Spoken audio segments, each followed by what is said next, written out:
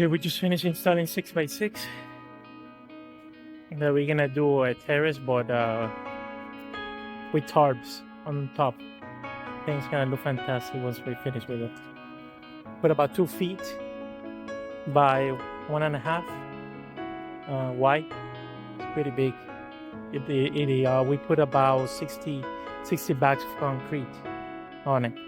So yeah, it should be really, really strong. It is Pedro here from Connection. Okay, we just finished a shed that we did in the back of this house. We did this floor about 2 months ago. And then now we did this. Simple shade, but it comes out very modern and nice. They attach it to the wall with concrete screws. Make it out fantastic. It's a modern thing that people can do in the house, make it look very modern. And it would look very, very nice. Yeah.